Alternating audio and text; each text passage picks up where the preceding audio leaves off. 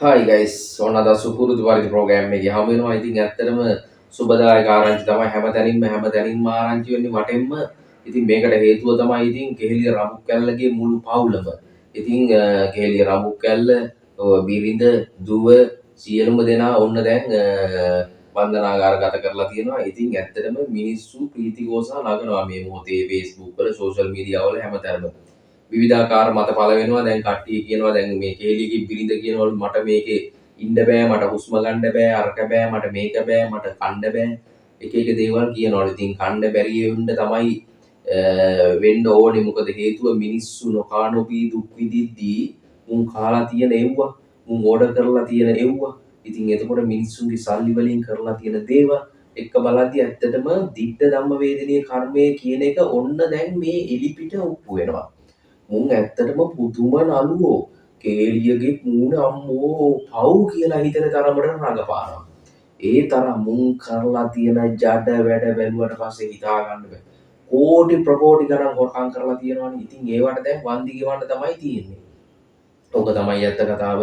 මේවා නියම පාඩම් දේශපාලනයට එන්න හිතාගෙන ඉන්නවා නම් දේශපාලනයට ඇවිල්ලා හොරකම් කරන්න හිතාගෙන බලාගෙන එහෙම ඉන්නවා නම් මෙන්න නියම පාඩම්. දැන් අනිත් ඔය ඉන්නේ උන් නරි ටිකක් ඉන්නනේ මේකෙන් පිටිපස්සේ කෑ ගහන්නේ උන් ටිකක්. පෙරදිලා ගෙවල් වලට දාලා. ඒ වගේම ජාතික ලැයිස්තු වලින් ඇවිල්ලා පිනට ආවේ උන් ටිකක් ඉන්නවනේ. ඉතින් උන්ටත් දැන් හොඳ පාඩම් ඔන්න දැන් උනුත් ටික ටික රෙඩි වෙන්න කියලා දැන් කට්ටිය දැනුවත් කරලා තියෙනවා. එක එක දැන් අධිචෝදනා ඉදිරිපත් කරලා තියෙනවා. එක එක දේවල් තියෙනවානේ. දැන් ඒවට ඔන්න දැන් ලෑස්ති වෙනවා කට්ටිය. බෑග් හදාගෙන දැන් ලෑස්ති වෙන කාලය ඇවිල්ලා තියෙනවා ටික ටික. වත්මන් ජනාධිපතිතුමා කිව්වනේ පැහැදිලිවම කිසිම කෙනෙක් කලබල වෙන්න එපා. මේ දේවල් මේ විදිහට සිදුවෙන එක සිදුවෙනවා තමයි තියෙනවා ෆයිල් 4000කට වැඩිය. ඒ දේවල් අනිවාර්යයෙන් මේ විදිහට සිදුවෙනවම තමයි. ඒකට කලබල වෙන්න දෙයක් නැහැ. ඒක විය යුතුම තමයි. ඒ ආකාරයට සිදුවෙනම තමයි. ඉතින් ඒ ආකාරයට එහෙම කියලා තියෙනවා. ඇත්තටම මුන්ට මොකද්ද කරන්න ඕනේ කියන එක ජනතාව දැන්ටමත් තීරණය කරලා. ඒ කියන්නේ මුන්ට දෙන්න ඕනේ මේ විදිය දන්නවා කියන එක. ඒ තරම් ජනතාව ඇලියස් එකේ ඉන්නේ. ජනතාව කියනවා මුන්ට ඇත්තටම කන්න දෙන්න නැතුව ඉතියන්න ඕනලු. ඒ කියන්නේ ජනතාව එහෙම ඇලියස් එකකට එන්න හේතුව තමයි මොකද මේ මිනිස්සු නොකා නොබී මැරුණා මුන් හින්දා. නොකා නොබී කන්න නැතුව මැරුණා මුන් හින්දා. මොකද සීදී නසාගත්තා මිනිස්සු. ඒ තරම් ආර්ථික අර්බුදයකට ගෙනල්ලා අතහැරියාම. ඉතින් එහෙම අතහැරෙන්නේ නැත්නම් පුදුමයි මේ විදිහට මේක බේරලා තිබුණේ ඒක මුන්ගෙන් ගනිද්දි. මොකද ඒ තරම්ම විනාශ කරලා ඒ තරම්ම කාලා. කෙහෙලිය නම් සල්ලි නම් කෙහෙලිය තියෙන කියන තැනට ආවනේ අන්තිමේට. ඉතින් එතකොට ඒ ආකාරයට එච්චරටම හොරකම් කරලා ගිහින් තිබ්බා කියලා ලක්ෂ 900 ගණන් ගත්තා. විවිධාකාර විදිහට පුළුවන් තරම් හොරකම් කරලා තමන්ගේ ස්ටාෆ් එකට මෙච්චර පිරිසක් වැඩ කියලා ඒ සල්ලි සේරම මුන් අරගෙන තියෙනවා. දැන් විදවපල්ලා දැන් විදවන්න තමයි තියෙන්නේ. මොකද ජනතාව සීරුවේ. ජනතාව බලන් ඉන්නවා. වත්මන් ආණ්ඩුවටත් කිව්වේ ජනතාව හොරු අල්ලන්නම වෙනවා. මොකද මුන් තමයි මේ රට විනාශ කරන්න මූල බීජය. ඉතින් එතකොට තව ওই විදියට තෝරු මෝරු එළිය ඕන තරම් ඉන්නවා.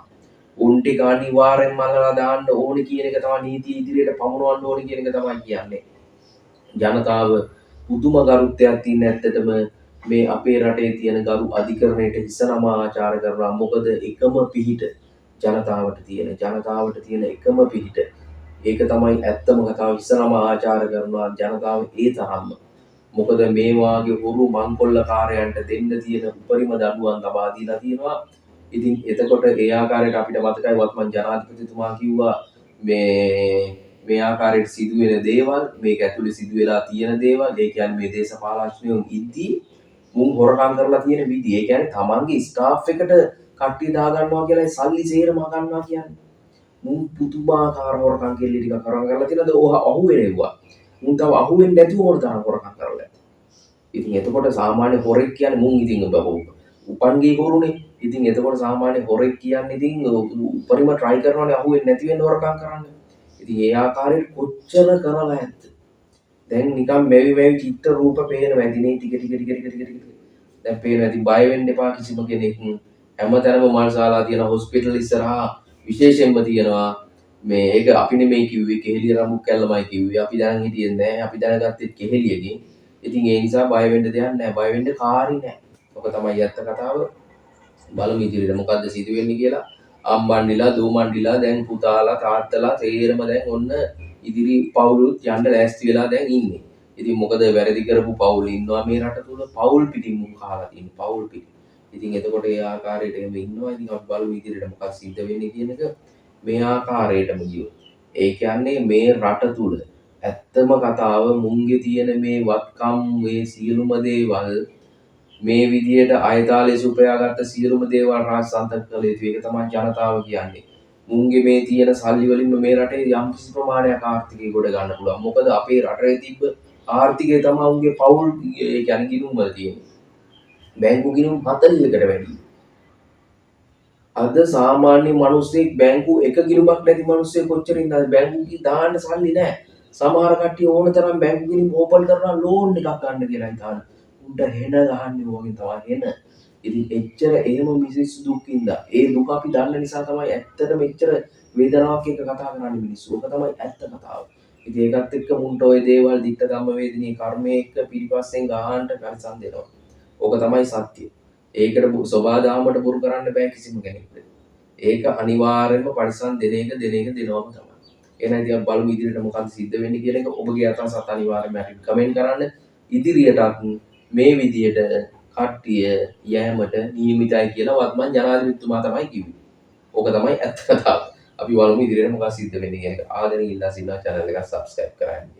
ජය